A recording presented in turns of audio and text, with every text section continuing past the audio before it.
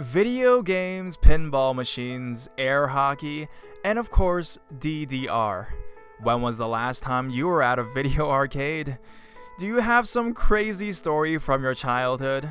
Regardless, let's grab a blanket, turn off your lights for 3 true scary stories that happened at the video arcade.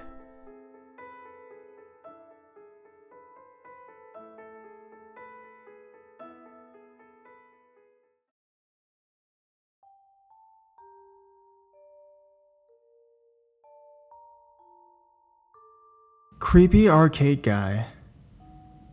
My mother left me in one of the arcade shops in a mall while she goes to do some grocery shopping. After several games, I decided to play DDR and ask a guide. Well, I thought he was a guide at first because he dressed like one, to teach me how to use it. He was tall and a very dark man with curly black hair and a beard, and seemed like he was in his late 30s, which made him a lot older than the other 2 employees working in that shop. But of course, I'm just a child. I didn't care about such details. He looks really nice and helpful at first. He obliged, taught me a little, and watched me closely as I danced throughout the game. I didn't mind it at first, because I thought he was trying to make sure I can manage the game by myself before tending to the other kids. However, several songs later, he was still standing beside the game screen watching me. I don't know exactly how to describe his stares, but they're the kind that made me feel so unpleasant and uncomfortable that I could no longer concentrate on the game and eventually stop playing. Even just remembering the memory of his stares until now sends shivers down my spine. I decided to try other games, but he followed me in every single one. I kept doing it, playing different games in like every 5 minutes, hoping he'll be fed up and leave me alone, but he didn't. What makes it even more creepy is that his facial expression from being the kind employee earlier is slowly turning to something a lot more serious and dark the longer he follows me and stares at me. Then realization hit me. Taking a closer look, this man is no employee, and he wasn't exactly wearing a uniform. His clothes can be mistaken for one though. I was a really shy kid, and despite having so many other children around, their parents and other employees in that shop, I didn't muster the courage to ask anyone for help. Since I was alone, they all seemed to think he was my guardian. I tried really hard to ignore his presence and just continue playing different games, hoping my tokens won't run out yet and that my mother would come pick me up soon. Until finally, I decided not to wait for my mother in the arcade shop and just go to the grocery store to find her. I was about to go down the stairs. The arcade shop was located on the 2nd floor, and the grocery was on the ground floor, when I noticed that this man is still following me all the way outside the shop. He caught up to me fast and, to my surprise, whispered something in my ear, though I couldn't hear him well because of the noises from the arcade. Noticing my confused and pale expression, he smiled creepily as he slowly held my right shoulder and repeated more loudly, "What's your name?" Fortunately, at that moment, my mother came to pick me up. I looked back at the man, and all of a sudden, his expression changed back to the kind and helpful guy who guided me earlier in the game. Still scared, I watched him as he played the nice guy to my mom, who hasn't suspected a single thing. I didn't tell my mom that this guy was stalking and scaring me either. I just really wanted to leave and get out of there fast.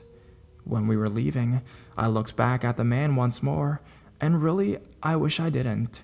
And he was still staring at me, waved, winked, and silently mouthed the words, "I'll see you." I've never been so scared throughout my childhood.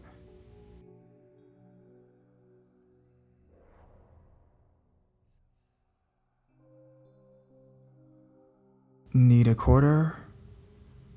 I just found this subreddit today, and after a few reads, I remember an encounter I had when I was younger. Sorry if it's a boring read.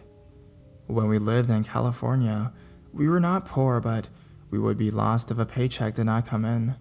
Because of this, we went to the laundromat once a week. Remembering back on it, it seemed like a place where you could film a B-rate slasher movie. But that was not my concern. What had my attention was not the humming and buzzing of the washer machines and the dryers or the unnatural white light from the fluorescent bulbs. It was the arcade corner. Once a month, my mom would give me $1 and let me duke it out with Metal Slug. After getting my butt handed to me by the forces of evil, I asked my mom if she had any extra quarters, which she replied with, "Do you think someone is going to give you free money?" I angrily go back and just watch the flashing screens of Marco destroying everything. Shortly, a man shows up.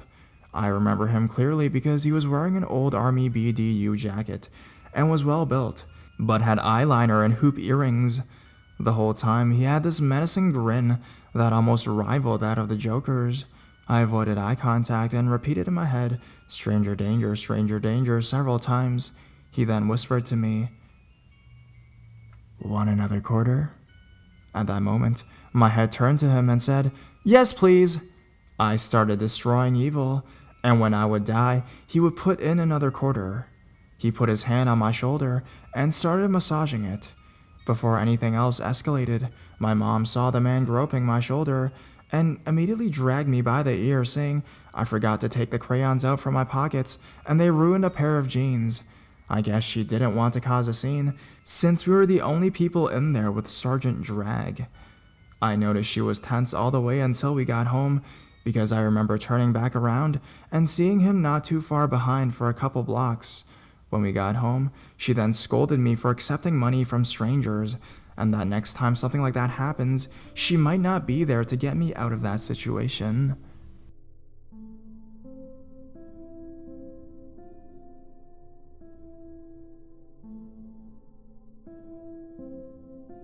No magic 8-ball for me, thanks to the arcade creeper. This happened a couple decades ago, but I've never forgotten it. It happened when I was 8 or 9 in the late 70s or early 80s, when most malls had an arcade inside. They were pretty dark for some reason. My mother had gotten a job working at the mall, and since it was summer, she insisted I go with her to the mall, where I might find something to do instead of hanging around the house watching TV and eating Little Debbie's all day. Her skincare store was boring to me, so I wandered across to the arcade and watched grown-ups playing skeetball or whatever games were popular back then.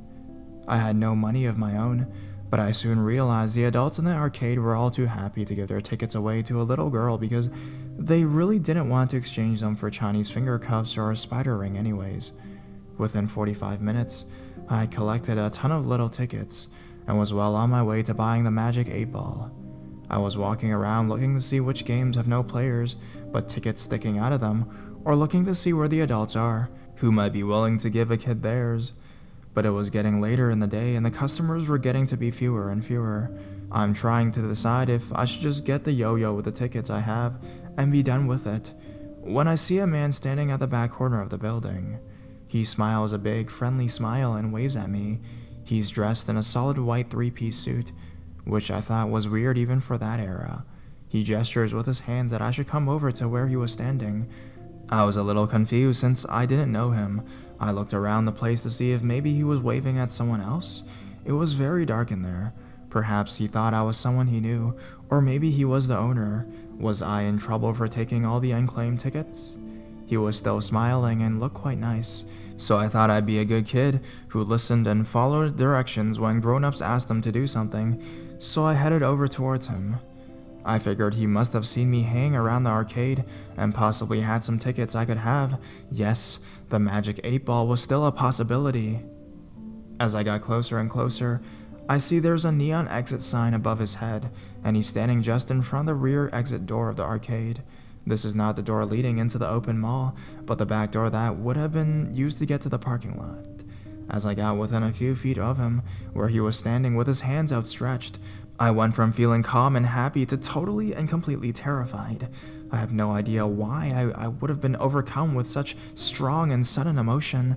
The man's facial expression hadn't changed, and he was still smiling. He looked like a sweet, overdressed grandpa. I turned on my Buster Brown sandals and dropped each and every one of those hard-earned tickets and ran as fast as I could through the arcade, out the front door and into the mall, back to my mom's store, where she was still giving ladies makeovers. For the longest time, I felt embarrassed whenever I remembered how I ran away from that nice man, and didn't understand why I suddenly got so afraid when there was no clear sign to be afraid. Later, it dawned on me that this man was on the hunt for a little girl who appeared to be alone that he could kidnap. Standing by the back door, he could have grabbed me and been inside without anyone seeing us. Given all the beeps, whistles, bells, and noises in the arcade, no one would have heard me scream. My guess is that there was a car waiting just outside that door, and I was just a couple feet away from being grabbed and stuffed into the car, and there were no witnesses left at that time. I don't know what or who put the sudden fear into me, but I'm so grateful for it. I'm still alive and have little girls of my own now, and I never let them go to the arcade. Nobody needs a spider ring.